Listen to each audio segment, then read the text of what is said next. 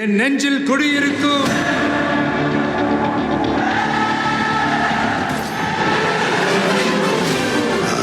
தளபதி. உங்க toilet cleaner bison toilet cleaner குவாலிட்டியை விட பெட்டர்னு நிரூபிச்சா உங்க மொத்த பணமும் ரீஃபண்ட். பைசன் டாய்லெட் கிளீனர் இப்போது 79 ரூபாயில்.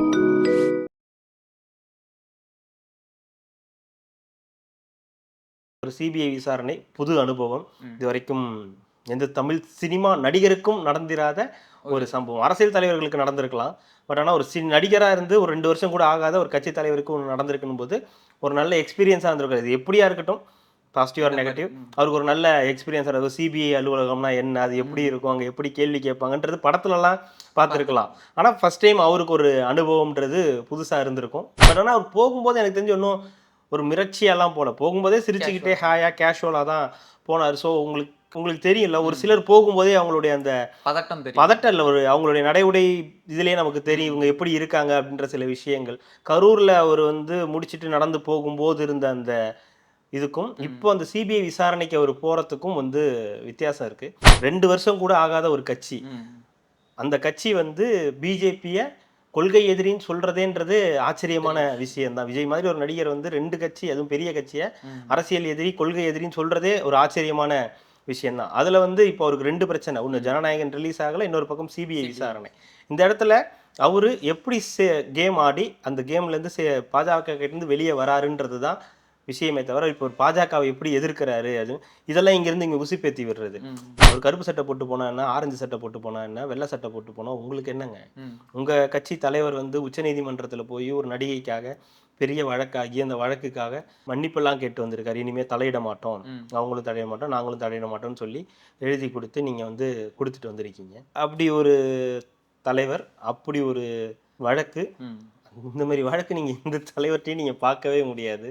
அஃபீஷியலாக இப்படி ஒன்று நடந்து ஒரு சம்பவமாகி பெரிய பிரச்சனையாகி அது மன்னிப்பு கேட்குற அளவுக்கு, எங்கள் உச்சநீதிமன்றத்தில் போய் மன்னிப்பு கேட்குற அளவுக்கு ஆகின ஒரே தலைவர் உங்கள் கட்சி தலைவர் மட்டும்தான், வேறு யாருமே கிடையாது. ஆனால் நீங்கள் என்னன்னா ஒரு சிபிஐ விசாரணை போனதுக்காக கருப்பு சட்டை போட்டு போனேன், வெள்ளை சட்டை போட்டு போனேன்னு பேசுகிறீங்கன்னா இது எதிர்கட்சி விமர்சனம் கிடையாது, இது வன்மம்.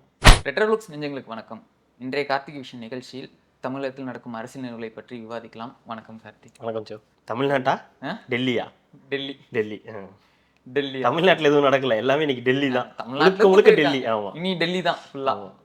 நம்ம கரூர் கூட்ட நெரிசல் வழக்கு இன்னைக்கு விஜய்க்கு சம்மன் கொடுத்துருந்தாங்க, ஆஜராக சொல்லியிருந்தாங்க. விஜய் அவர்களும் போயிருக்காங்க. இன்னைக்கு ஒரு கிட்டத்தட்ட ஒரு 4 மணி நேரம் விசாரணை நடந்திருக்கு. நம்மளும் பார்த்துக்கிட்டே இருந்தோம், அந்த தமிழ்லாம் பார்த்துக்கிட்டே இருந்தோம். வசமாக மாற்றி மாற்றி கேள்விகளை கேட்டு துவைத்தது சிபிஐ அப்படின்ற மாதிரிலாம் போட்டு எது 10வது மாடியில் உட்கார வச்சு சாப்பாடுக்கு போகணுமா போகலையான்ற அளவுக்கு பேசுனாங்க. ஒரு வழியாக முடிஞ்சிருச்சு. ஒரு 4 மணி நேரம் இதுன்றது முடிஞ்சிருச்சு. அங்கே என்ன மாதிரி கேள்விகள்லாம் கேட்கப்பட்டிருக்கு, இவர் என்ன மாதிரி ரிப்ளை கொடுத்துருக்காருன்றது தெரியல. உண்மையிலேயே உலகத்தில் யாருக்குமே அது தெரியாது. அங்கே இருந்த சிபிஐ அதிகாரிகள், விஜயோட இருந்த வழக்கறிஞர்கள், இவங்களுக்கெல்லாம் தான் தெரியும் என்ன நடந்ததுன்னு. அதிகபட்சம் அங்கே இருந்த ஒரு சில ஆஃபீஸர்ஸ், யாராவது ஒரு சில பத்திரிகையாளர்களோடு ஒரு வேளை தொடர்பில் இருந்திருந்தால் ஏதாவது 1-2 கேள்விகள் வந்திருக்கு. ஆனால் காலையிலேருந்து இந்த பிரேக்கிங்கில் போட்டு காலையிலேயே கிளம்பி விட்டாரிலிருந்து ஆரம்பித்து இப்போ ஈவினிங், இப்போ மாலை விசாரணை முடிந்து புறப்பட்டு விட்டார்ன்ற வரைக்கும் சும்மா அடித்து துவைச்சிட்டாங்க. ஸோ விஜய் ஒரு டிஆர்பி கிங் அப்படின்றது சினிமாவில் மட்டும் இல்லை, அரசியல்லையும் ஒரு டிஆர்பி கிங் தான்றதை இன்னைக்கு நியூஸ் நிரூபிச்சிருக்குன்னு நினைக்கிறேன். தொடர்ந்து நடக்குது. பட் ஆனால் அதாவது பாசிட்டிவாக இருக்கிற விஷயங்கள் வேறு. அதாவது இங்கேருந்து ஒரு இதுக்கு போகிறாரு, ஏதோ ஒரு இடத்துக்கு போகிறாரு, பிரச்சாரத்துக்கு போகிறாரு அப்படின்னும் போது போட்டது வேற. சிபிஐ விசாரணைக்கு போகிறாருன்றதுக்கு கூட உங்களுக்கு காலையிலேயே கிளம்பிட்டாரு, போயிட்டாரு, அங்கே ரீச் ஆகிட்டாரு அப்படின்றதெல்லாம் வேற மாதிரி ஒரு அனுபவம் தான்.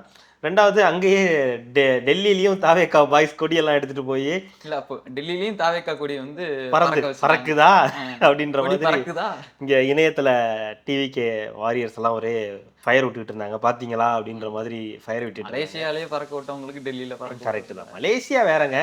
மலேசியால ஒரு ஆடியோ லான்ச் ஒரு பரபரப்பா இருக்கும், அவருக்கான ஒரு இடம் அப்படின்னும் போது. ஆனா இங்கே சிபிஐ விசாரணைக்கு வந்திருக்காரு, அங்கேயே ஒரு குரூப் கொடியெல்லாம் எடுத்துட்டு வருதுன்னும் போது ஓகே, ஏதோ ஒரு இது இருக்குது அப்படின்னு நம்ம எடுத்துக்கலாம். இந்த விசாரணை இன்னைக்கு அவர் ஆஜராகணுன்றது அனுப்பப்பட்டிருந்தது. அதுக்கேற்ற மாதிரி அவர் அனுப்பியிருந்தாரு. கருப்பு நிற உடையில் சென்ற விஜய் அப்படின்னு எப்பவுமே ஒயிட்ல இப்பெல்லாம் லேட்டஸ்ட்டாக பார்த்துட்டு திடீர்னு கருப்பு சட்டை போட்டோன்னே எதிர்ப்பு தெரிவிக்க போறாரோ அப்படின்னு இங்கே நிறைய பேர் வந்து சொல்லியிருந்தாங்க. அது மாதிரி இதெல்லாம் ஒரு ஓகே ஓகே இதை பற்றி நம்ம பேச வேணாம், அப்புறமா பேசிப்போம். அவருடைய விருப்பம், அவர் ஒரு ட்ரெஸ்ஸை போட்டு போறாரு. அப்புறம் ஏன் ப்ளூ ஷர்ட் போட்டு போனா, ஏன் கிரீன் ஷர்ட் போட்டு போனா, கிரீன் ஷர்ட் போட்டு போனா என்ன சொல்லுவாங்கன்னு தெரியல. ஏடிஎம்கே கூட சேர்ந்துட்டாருன்னு சொன்னாலும் சொல்லுவாங்க. மஞ்சள் சட்டை போட்டிருந்தா டிஎம்கேன்னு சொல்லிடுவாங்களா என்னன்னு தெரியல. ஏதோ ஒன்று ஓகே ஒரு கணக்கு அவங்க வச்சிருக்காங்க. ஸோ அவர் இங்கேருந்து போயிருக்காரு. அந்த இடத்துக்கு போய் அவங்க ஒரு 11:30 அந்த மாதிரி போயிருக்காரு. அங்கே ஆனதுக்கு சைன் போட்டிருக்காரு. அதெல்லாம் நடைமுறைங்க, அதெல்லாம் போட தானே செய்யணும். ஓகே ரைட், ஆமாம் விசாரணைக்கு வந்துட்டாரு, கையெழுத்து போட்டாச்சு, கேள்விகள் கேட்கப்பட்டிருக்கு. செய்திகளில் வந்த அடிப்படையில் வேணால் பேசலாம், என்ன நடந்ததுன்னு உறுதியாக தெரியாது. செய்திகளில் வந்த அடிப்படையில் பேசணும்னா போயிருக்காரு. அவருக்கான கேள்விகள்லாம் கேட்கப்பட்டிருக்கு. எந்தெந்த கேள்விகளுக்கெல்லாம் நீங்கள் இதெல்லாம் சில கேள்விகள் முன் வச்சுருக்காங்க, அந்த கேள்விகளுக்கெல்லாம் பதில் கொடுத்துருக்காரு. அப்புறம் எழுத்துப்பூர்வமாகவும் வந்து சில கேள்விகள் கேட்டிருக்காங்க. அதில் இவங்க சொல்கிறாங்க ஆம் இல்லை அப்படின்ற மாதிரியான விஷயங்கள், டிக் அடிக்கிற மாதிரி சில விஷயங்கள்லாம் வந்து இருக்குன்னு சொல்லியிருக்காங்க. அதே மாதிரி இது வந்து வீடியோவாக எடுக்கலை, எழுத்துப்பூர்வமாக தான் வாங்கியிருக்காங்களே தவிர வீடியோ பதிவாக எதுவும் விஜய் வந்து பண்ணலைன்னு தான் வந்து சொல்கிறாங்க. சில முக்கியமான பத்திரிகையாளர்கள் சொல்கிறத நம்ம நம்பலாம், ஒரு சில உண்மையான பத்திரிகையாளர்கள் சொல்கிறாங்க, அதுங்க நம்ம வந்து நம்பலாம். சாயந்தரம் பேச வருவாங்கள்ல அந்த பத்திரிகையாளர்கள் இல்லை, சாயந்தரம் பேச வரதுலேயும் ஒரு சில நல்ல பத்திரிகைகள் இருக்காங்க. ஆனால் என்ன பத்திரிகையாளர்ன்ற பேரில் பேசக்கூடியவங்கள அவங்க பேசுறது இல்லை. அதில் வந்து ஒரு சிலர் வந்து இப்போ சொல்லியிருக்காங்க, இப்போ வீடியோ பண்ணலை, ஒன்லி எழுத்துப்பூர்வமான சில விஷயங்கள்லாம் வந்து கேட்டு வாங்கியிருக்காங்க அப்படின்ற சில விஷயங்கள். அவருக்கு ஹெல்ப்புக்கு வந்து வழக்கறிஞர்கள் வேணால் வச்சுக்கோங்க, உங்களுடைய வழக்கறிஞர்களை வேணால் வச்சுக்கோங்க அப்படின்றது. அப்புறம் கேள்விகள் எல்லாமே வந்து அங்கே இருக்கிற ஆஃபீஸர்ஸ் வந்து இங்கிலீஷில் தான் எல்லாமே கொஸ்டின் பண்ணியிருக்காங்க. அதுக்கு விஜயும் இங்கிலீஷ்லேயே வந்து பதில் சொன்னாரும். அதுவும் நம்ப தகுந்த வட்டாரத்திலேருந்து சொல்லப்பட்ட ஒரு தகவல் தான். அது கேட்டால் அது அப்படியான்னு கேட்டதுக்கு ஆமாம் அது அப்படி தான் அப்படின்ற மாதிரி கன்ஃபார்ம் பண்ணாங்க. அது அப்படி தான் நடந்திருக்குன்ற மாதிரி கன்ஃபார்ம் பண்ணாங்க. ஓகே, ஒரு சிபிஐ விசாரணை, புது அனுபவம். இது வரைக்கும் எந்த தமிழ் சினிமா நடிகருக்கும் நடந்திராத ஒரு சம்பவம். அரசியல் தலைவர்களுக்கு நடந்திருக்கலாம், பட் ஆனால் ஒரு நடிகராக இருந்து ஒரு 2 வருஷம் கூட ஆகாத ஒரு கட்சி தலைவருக்கு ஒன்று நடந்திருக்குன்னு போது ஒரு நல்ல எக்ஸ்பீரியன்ஸாக இருந்திருக்காது. இது எப்படியா இருக்கட்டும், பாசிட்டிவ் ஆர் நெகட்டிவ், அவருக்கு ஒரு நல்ல எக்ஸ்பீரியன்ஸாக இருக்கும். சிபிஐ அலுவலகம்னா என்ன, அது எப்படி இருக்கும், அங்கே எப்படி கேள்வி கேட்பாங்கன்றது படத்துலலாம் பார்த்துருக்கலாம். ஆனால் ஃபர்ஸ்ட் டைம் அவருக்கு ஒரு அனுபவம்ன்றது புதுசாக இருந்திருக்கும். பட் ஆனால் அவர் போகும்போது எனக்கு தெரிஞ்சு ஒன்றும் ஒரு மிரட்சியெல்லாம் போல, போகும்போதே சிரிச்சுக்கிட்டே ஹாயா கேஷுவலாக தான் போனார். ஸோ உங்களுக்கு தெரியும்ல, ஒரு சிலர் போகும்போதே அவங்களுடைய அந்த பதட்டம் இல்லை, ஒரு அவங்களுடைய நடை உடை இதுலேயே நமக்கு தெரியும் இவங்க எப்படி இருக்காங்க அப்படின்ற சில விஷயங்கள். கரூரில் அவர் வந்து முடிச்சுட்டு நடந்து போகும்போது இருந்த அந்த இதுக்கும் இப்போ அந்த சிபிஐ விசாரணைக்கு அவர் போகிறதுக்கும் வந்து வித்தியாசம் இருக்குது. ஸோ முடிச்சுட்டு கிளம்பியிருக்காரு. சிபிஐ விசாரணையோட அடுத்த கட்டம் என்னன்றது அதுக்கப்புறம் தெரியும். ஏன்னா இங்கேருந்து டேவிட்சன் ஆசீர்வாதம் அவர்கள் பொறுப்பு டிஜிபி அவர்லாம் வந்து இன்னைக்கு அங்கே போயிருக்காங்க. அவங்களுக்கும் விசாரணை நடந்திருக்கு, அங்கேருந்து அதிகாரிகள் எல்லாருக்குமே விசாரணைகள் நடந்திருக்கு. ஸோ கூடிய விரைவில் அதோட ரிசல்ட் இல்லை எல்லாருக்குமே தனித்தனியாக. விஜய்க்கு வந்து தனியாக ஒரு அறை கொடுத்துட்டாங்க. மதிய உணவு கூட நீங்கள் ஏதாவது போகிறதுனா நீங்கள் போயிட்டு வரலாம், உங்களுக்கு 1 மணி நேரம் கொடுக்குறேன்னு இருக்காங்க. இல்லை எனக்கு வேண்டாம் அப்படின்ற மாதிரி சொல்லிட்டாரு. வேறு ரெடி ஆகிடுச்சுனோ இல்லை அங்கே இருக்கிற கேன்டீன்லேயோ நான் பார்த்துக்கிறேன்ற மாதிரி ஏதோ சொல்லியிருக்காரு. அது கூட ஒரு போகலன்னு தான் நியூஸ் இருக்குது. ஸோ ஓவராலாக அந்த விசாரணையை ஒட்டுமொத்தமாக முடிச்சுட்டு தான் அங்கேருந்து கிளம்பியிருக்காருன்றது தான் நியூஸு. ஸோ இது அடுத்த கட்டத்துக்கு எப்படி நகரும்ன்றது ஒரு 10 கேள்விகள் மட்டும் தான் கேட்டிருக்காங்களா மொத்தமா? இல்ல நிறைய கேட்டிருக்காங்க. 10 கேள்விலாம் கிடையாது, வெறும் 10 கேள்விக்கு எல்லாமே அந்த எஸ் ஆர் நோ மாதிரி தான். எல்லாமே எஸ் ஆர் நோ கிடையாது. ஒரு சில ஓரலாவே கேட்டிருக்காங்க, ஓரல் கேள்விகளும் ஓரலா சில விஷயங்களை கேட்டிருக்காங்க. அதுல சில விஷயங்களை வந்து எப்படி நடந்துச்சு, என்ன மாதிரி, நீங்கள் அப்போ என்ன பண்ணிட்டு இருந்தீங்க, ஒரு குழந்தைய காணும்னு சொன்னாங்களே, அப்போ நீங்களும் உங்களுடைய தொண்டர்களும் அதுக்கு என்ன உதவி பண்ணீங்க, அங்கே மயக்கம் அடைஞ்சிட்டு இருக்கும்போது நீங்கள் வந்து என்ன பண்ணிட்டு இருந்தீங்க, ஏன் அங்கேருந்து கிளம்புனீங்க, என்ன சுச்சுவேஷன் இருந்துச்சு, எதனால் போனீங்க அப்படின்னு அந்த மாதிரி கேள்விகள் எல்லாத்துக்கும் கேட்டிருக்காங்க. அவரும் அதுக்கெல்லாம் வந்து ப்ராப்பரான ஆன்சர் பண்ணியிருக்கிறதா தான் வந்து சொல்கிறாங்க. சாயந்தரம் உங்களுக்கு வர ஆரம்பிச்சிடும். மண்டியிட்டார் பாஜகவிடம், சிபிஐ அலுவலகத்தில் அழுத விஜய், இன்னும் பார்ப்பீங்கல்ல, அது எல்லாமே உங்களுக்கு வர ஆரம்பிச்சிடும். பாஜகவுடைய குல்லா போட்டு ட்ரௌசர் போட்டு ஒரு இது மாதிரி அது மாதிரிலாம் வர ஆரம்பிச்சிடும். ஸோ அந்த அளவுக்குலாம் அங்கே எதுவும் நடக்கலை. போயிருக்காரு, விசாரணை நடந்திருக்கு, விசாரணையை முடிச்சுட்டு அவர் கிளம்பிட்டார். இதுதான் இப்போதைக்கு இருக்கக்கூடிய ஸ்டேட்டஸ். பட் இது வந்து பாசிட்டிவாவா நெகட்டிவாவான்னு கேட்டிங்கன்னா அது இன்னும் தெரியாது. அவங்க கேட்ட கேள்விகளுக்கான பதில் இது. என்ன ஆதாரங்கள் ஏதாவது கொடுத்துருக்காரா, வேறு எதுவும் ஆதாரங்கள் கேட்டாங்களா, கொடுத்தாரான்ற தகவல் இனிமேல் தான் வர தெரியும் உங்களுக்கு. ஸோ இதுலேருந்து நீங்கள் ஒன்று தெரிஞ்சுக்கலாம், பிஜேபி இந்த விஷயத்தில் ரொம்ப கூர்மையாக இருக்காங்க. விஜயை வந்து ஏதோ ஒரு வகையில் டார்கெட் பண்ணுறாங்க. அது ஜனநாயகனாக இருக்கலாம், இந்த மாதிரி விஷயங்களாக இருக்கலாம். ரெண்டுமே இன்னைக்கு ஒரே நாள் நடந்திருக்கு. ஆமா மேல்முறையீடும் வந்து இன்னைக்கு அங்கே போயிருக்கு. விஜயும் வந்து டெல்லிக்கு போயிருக்கார் அப்படின்போது இந்த ரோலில் பாஜக ஒரு முக்கிய அங்கம் வகிக்குது அப்படின்றத நம்மளால் உறுதியாக சொல்ல முடியும். இது வந்து யார்கிட்ட நீங்கள் சின்ன பசங்கள்ட்ட போய் கேட்டிங்கன்னா கூட சொல்லிடுவாங்க, இதில் பிஜேபி இல்லையாப்பா அப்படின்னு கேட்டிங்கன்னா அடிக்க வந்துடுவாங்க. என்ன இல்லையான்னு வேற கேட்குறீ அப்படின்னு இருக்குது அப்படின்றத ஆணித்தரமாக இது வந்து உறுதிப்படுத்துது. இதில் விஜய் எப்படி சிக்காமல் வெளியே வர போகிறாருன்றது தான் இதில் உள்ள கேள்வி. ஏன்னா ஜனநாயகன் பிரச்சனை என்னன்றது எல்லாருக்கும் தெரியும். பொதுவெளியில் வைக்கக்கூடிய கேள்வி, ஏன் இதை பற்றி விஜய் பேச மாட்டேங்கிறார்? விஜய் பேசலை, ஓகே, அவங்க கட்சிக்காரங்க ஏன் இதை பற்றி பேச மாட்டேங்கிறாங்க? அவங்களுடைய கட்சியில் இருக்க மூத்த நிர்வாகிகள் ஏன் இதை பற்றி பேச மறுக்கிறாங்க அப்படின்றது. ஸோ இதில் 2 பிரச்சனை இருக்குது. இது அரசியல் ரீதியாக கொண்டு போகலாம், இல்லை பொலைட்டாக இருக்கிறது. அரசியல் ரீதியாக கொண்டு போகணும்னா வலுவாக பிஜேபியை எதிர்க்க ஆரம்பிக்கணும். பயங்கர வலுவாக இது வந்து பிஜேபி தான் இந்த படத்துக்கு அழுத்தம் கொடுக்குது அப்படின்லாம் அவங்களால சொல்லி அது வந்து பெரிய ஒரு இஷ்யூவாக மாற்றலாம். பட் ஆனால் இந்த இஷ்யூவை மாற்றுறதுக்கு அது அங்கே கோர்ட்டில் மேல்முறையீடு பண்ணியிருக்காங்க. அதையும் கவனிக்க வேண்டியிருக்கு. அதே நேரத்தில் இங்கே பிஜேபி தான் இதுக்கு பிரச்சனைன்னு சொன்னால் அது அங்கே வேறு மாதிரி ரிஃப்ளெக்ஷனை கொண்டு வரதுக்கான வாய்ப்பு இருக்குது. அதனால் இந்த படத்தை ரிலீஸ் பண்ணுறது தான் முதல்ல அவங்களுடைய எண்ணம் இருக்கே தவிர இதை பற்றி இதை பெருசாக்கணும், இதை வந்து பிஜேபி பின்னாடி இருக்குன்ற மாதிரி சொல்லி அதை ஒரு பெரிய அரசியலாக மாற்றாமல் அந்த படத்தை ரிலீஸ் பண்ணுறதுக்கான வேலைகளில் தான் அவங்க வந்து ஈடுபடுறாங்க. இது அவங்க பயப்படுறாங்களா, இதுக்கு வந்து பிஜேபி பின்னாடி அவங்க பயப்படுறாங்களான்னா பயம் இருக்கலாம். பயப்படுறதுனால ஒன்றும் கிடையாது. ஏன்னா பயம் இருந்தாலும் ஆச்சரியப்படுறதுக்கு இல்லை. ஏன்னா 2 வருஷம் கூட ஆகாத ஒரு கட்சி, அந்த கட்சி வந்து பிஜேபியை கொள்கை எதிரின்னு சொல்றதேன்றது ஆச்சரியமான விஷயம்தான். விஜய் மாதிரி ஒரு நடிகர் வந்து 2 கட்சி, அதுவும் பெரிய கட்சியை அரசியல் எதிரி கொள்கை எதிரின்னு சொல்றதே ஒரு ஆச்சரியமான விஷயம்தான். அதில் வந்து இப்போ அவருக்கு 2 பிரச்சனை. ஒன்று ஜனநாயகன் ரிலீஸ் ஆகலை, இன்னொரு பக்கம் சிபிஐ விசாரணை. இந்த இடத்துல அவரு எப்படி கேம் ஆடி அந்த கேம்லேருந்து பாஜக கிட்டேருந்து வெளியே வராருன்றது தான் விஷயமே தவிர இப்போ ஒரு பாஜகவை எப்படி எதிர்க்கிறாரு அது இதெல்லாம் இங்கேருந்து இங்கே உசுப்பேற்றி விடுறது. நீ பிஜேபி எதிர்க்க மாட்டேங்கிற பத்தியா, நீ வந்து பேசவே மாட்டேங்கிற பத்தியா, அப்போ நீ அடங்கி போய் அவரோட குறிக்கோள் வேற, இது கிடையாது. ட்ரை பண்ணிக்கிட்டே இருக்காங்க. இன்னைக்கு கூட காலைல ஒரு பத்திரிகையாளர் ஒரு ட்வீட் போட்டிருந்தாரு, இந்த சிபிஐ விசாரணைக்கு மட்டும் நீங்கள் ரொம்ப சரியான நேரத்துக்கு போயிட்டீங்க, எப்படி போனீங்க அப்படின்ற மாதிரி. நல்ல கேள்விதான், இது எப்படி சரியான நேரத்துக்கு போனீங்கன்னு. அனுபவம் தான், போயிட்டாரு. இதுக்கு முன்னாடி அதாவது இது அப்படி நடக்கும்ன்றது அவருக்கு கண்டிப்பாக தெரிஞ்சிருக்காது. அவரும் விரும்பி இருக்க மாட்டார், இதெல்லாம் நடக்கிறது அவரும் விரும்பி இருக்க மாட்டார். அப்படின்னும் போது அங்கே அந்த நேரத்துக்கு சரியான நேரத்துக்கு அவர் வந்து போயிட்டாரு. ஏன்னா அது விசாரணை, அதுக்கு சரியான நேரத்துக்கு போகணுன்றது ஒன்று இருக்குது. ஆனால் இதே கேள்விகளை மற்ற நபர்களுக்கு வைக்கிறீங்களான்றது தான். இப்போ நீங்கள் விஜய்க்கு இந்த கேள்வியை வச்சிங்க, ஓகே, அவர் வந்து சரியான நேரத்துக்கு கரூருக்கு போகலை அப்படின்றது குற்றச்சாட்டு. அது குற்றச்சாட்டு உண்மையாக கூட இருக்கட்டும், அது தப்பு கிடையாது. அவர் வந்து கேட்குறதும் தப்பு கிடையாது. ஆனால் அதுக்கு இதே கேள்வியை மற்றவர்களுக்கு நீங்கள் வைக்கிறீங்களா? திமுகவில் இருக்க யாராவது வைக்கிறீங்களா? அதிமுகவில் இருக்க யாராவது வைக்கிறீங்க? நான் சொல்கிறது லேட்டாக போகிறத பற்றி இல்லை, ஜென்ரலாகவே ஏதாவது ஒரு பிரச்சனைக்கு, ஏதாவது ஒரு இதுக்கு ஏதாவது ஒரு தப்பு நடக்கும்போது நீங்கள் அதுக்கெல்லாம் கேள்வி முன் வைக்கிறீங்களா? ஒரு கள்ளக்குறிச்சி சம்பவமாக இருக்கட்டும், இது இன்றைக்கி கூட ஒரு ஹாஸ்பிட்டலில் ஒரு ரவுடியை வந்து கொலை அப்படின்ற ஒரு விஷயம் நடந்திருக்கு. இதுக்கெல்லாம் கேள்வி நீங்கள் முன் வைக்கிறீங்களான்றது. ஆனால் அது வைக்காமல் நீங்கள் உங்களோட டார்கெட் ஒட்டுமொத்தமாகவே நீங்கள் பாருங்கள். சமீபத்தில் நம்ம பார்க்கக்கூடிய நிறைய நபர்கள், நடுநிலையாக இல்லாதவங்க நிறைய பேர் கூட, நிறைய பேர் வந்து சொல்லக்கூடியது விஜய் பிஜேபி எதிர்க்க மாட்டேங்கிறார், விஜய் ஒன்றும் கிடையாது, விஜய் ஒரு விஷயமே கிடையாது, விஜய் ஒரு ஆளே இல்லை, அவருடைய கட்சி என்ன அதாவது பிஜேபி எதிர்க்கிறது மட்டும்தான் இங்கே ஒரே வேலைன்ற மாதிரி அவங்க அதை போர்ட்ரேட் பண்ண பார்க்குறாங்க. இங்கே இருக்கிற அரசை எதிர்க்கிறது தேவையே இல்லாத ஒரு விஷயம்ன்ற மாதிரி அதை கட்டமைக்க பார்க்குறாங்க. ரெண்டாவது, சமீப காலமாக அந்த ஈரோடு சம்பவத்துக்கு பிறகு வந்து பார்த்திங்கன்னா பெரிய அளவுக்கு தாவேகா வந்து கொஞ்சம் களத்தில் மிஸ் ஆகுது.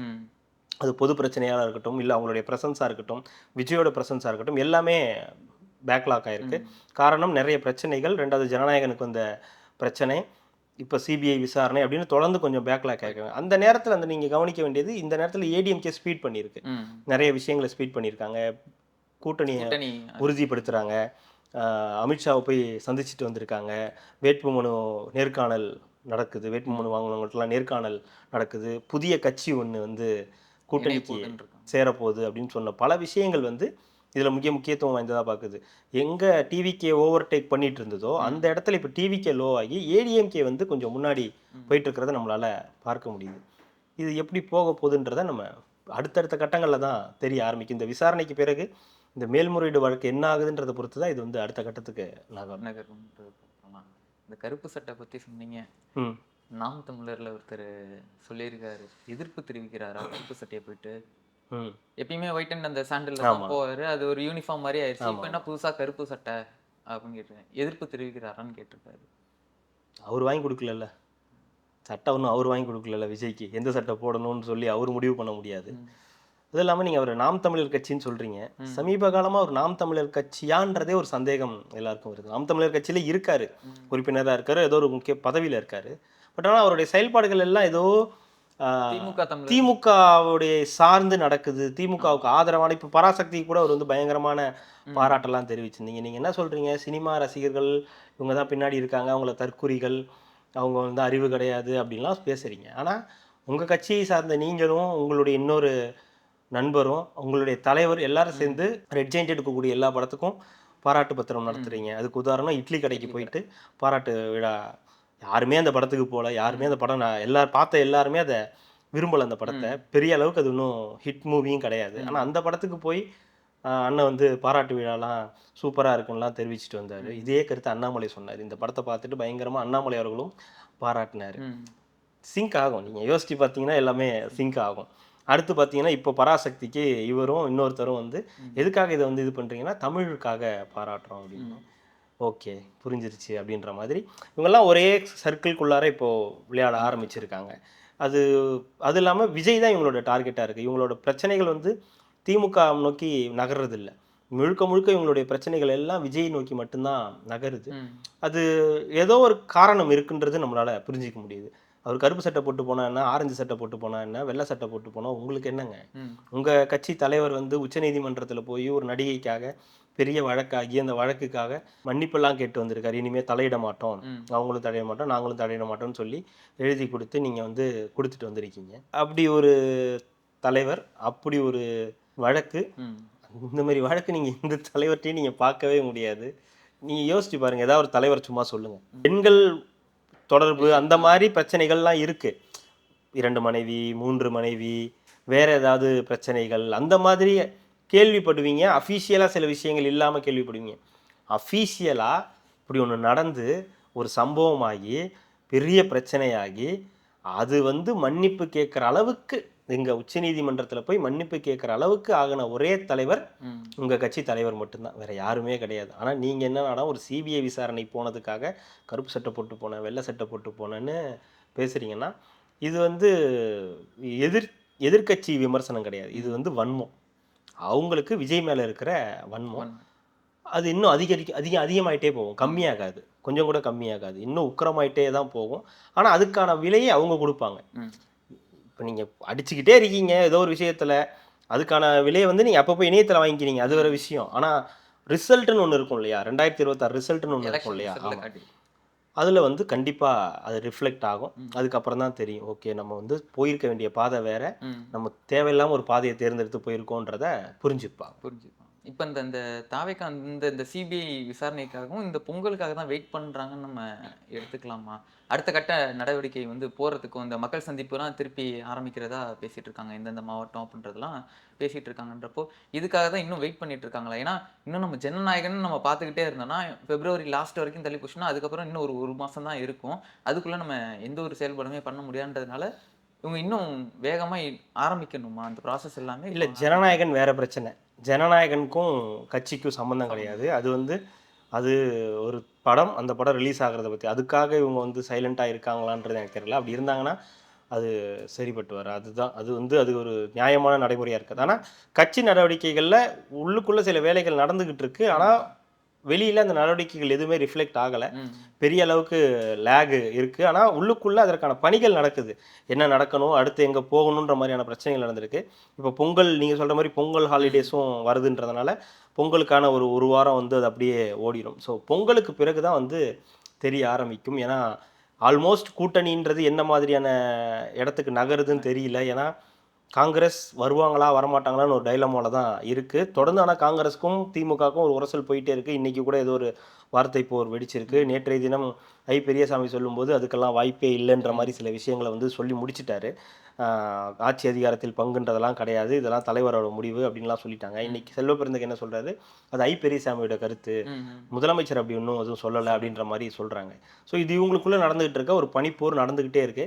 எப்போ வேணாலும் என்ன வேணாலும் நடக்கலாம். ஏன்னா அதற்கான வாய்ப்புகள் அத்தனையும் இருக்கு. ஆனால் அதே நேரத்தில் திமுக கூட்டணியிலேயே இருந்தாலும் இருக்கிறதுக்கான வாய்ப்புகளும் இருக்கு. ஏன்னா ராமதாஸ் அவர்களும் அதே தான் சொல்றாரு, எது வேணாலும் நடக்கலாம் அரசியல்ல அப்படின்லாம் சொல்றாரு. ஸோ அது ஒரு பக்கம் போயிட்டு இருக்கு. அவரும் திமுகவுக்கு போற மாதிரியான இருக்கு. ஒரு 90% அப்படிதான் தெரியுது. அவர் திமுகவுக்கு போற. திமுகனா அவர் திமுக அவர் போய் நிக்க போறது இல்லை.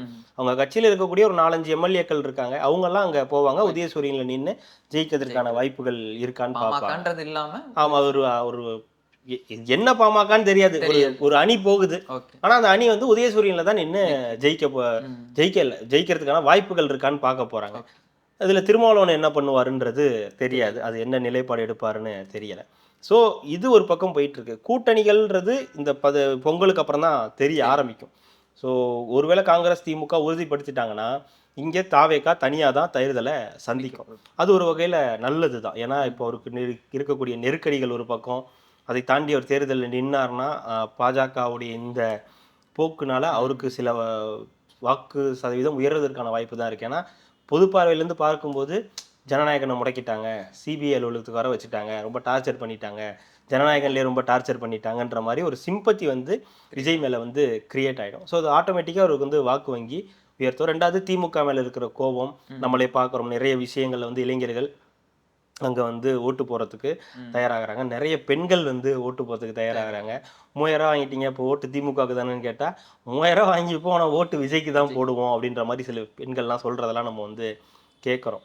ஸோ இதெல்லாமே அவருக்கு ஒரு அட்வான்டேஜாக தான் இருக்குது. ஆனால் களமும் வந்து அவங்களும் கொஞ்சம் விளையாட வேண்டியிருக்கு. களத்தில் அவங்க வந்து சில விஷயங்களை பண்ண வேண்டியிருக்கு. அந்த நீங்கள் சொல்கிற மாதிரி இந்த லேக் இருக்குது. களத்துக்கு வந்து செய்ய வேண்டிய பல பிரச்சனைகள், பேச வேண்டிய பல பிரச்சனைகள் அப்படின்றது பல விஷயங்கள் இருக்குது. இந்த ஜனநாயகன் இந்த மாதிரி விஷயம் சிபிஐ விசாரணைன்னு அவங்க கொஞ்சம் சுணக்கமாக தான் இருக்காங்க.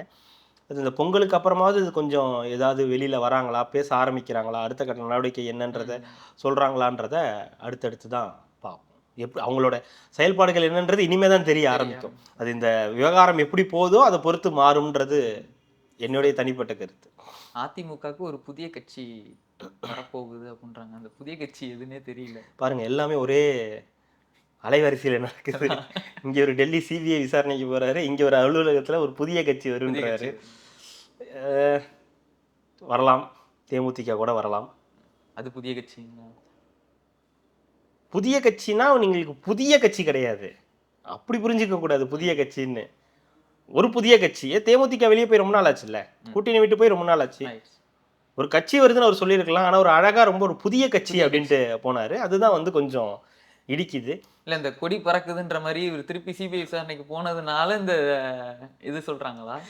அப்படி சிபிஐ விசாரணை போயிட்டார், அப்போ வந்துருவாரு அப்படின்ற மாதிரி தெரியல. இது எடப்பாடி அவர்கள் தொடர்ந்து இந்த மாதிரி தான் சொல்லிட்டு இருக்காரு, கொடி அசைஞ்சிருச்சு, பிள்ளையார் சொல்லி போட்டுட்டாங்க, இப்படிதான் பேசிக்கிட்டு இருக்காரு. ஸோ இன்னைக்கும் சொல்லியிருக்காரு புதிய கட்சி வரும்னு சொல்றாரு. எனக்கு தெரிஞ்சு தாவேக்கா அங்க போகணும் அப்படின்னா அது ரொம்ப ஒரு ரிஸ்கான விஷயம்.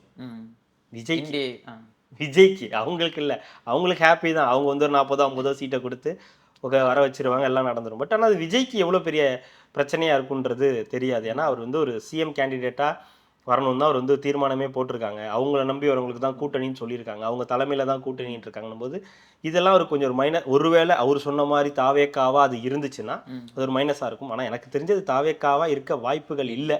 ரொம்ப நெருக்கடி கொடுத்து ரொம்ப அழுத்தம் கொடுத்து ஏதாவது ஒன்று பண்ணாங்கன்னா வேணால் வாய்ப்புகள் இருக்குது. பெரும் நெருக்கடி கொடுத்து ஏதாவது பண்ண வாய்ப்பு இருக்குது. ஏன்னா எனக்கு தெரிஞ்சு அப்படின்னா அவங்க வந்து மேல்முறையீட்டுக்கே போயிருக்க மாட்டாங்க, இந்த வழக்கோட மேல்முறையீட்டுக்கே போயிருக்க மாட்டாங்க. சிபிஐ இந்த சம்மன் கொடுத்தது கூட ஏதாவது ஒன்று இது பண்ணியிருக்கலாம். ஆனால் எல்லாமே நடந்திருக்கு அவருக்கு. ஸோ அவரும் வந்து எதிர்த்து தான் நிற்கிறார். பிஜேபியும் சரி, பிஜேபி வந்து அவர் எதிர்த்து தான் நிற்கிறார்.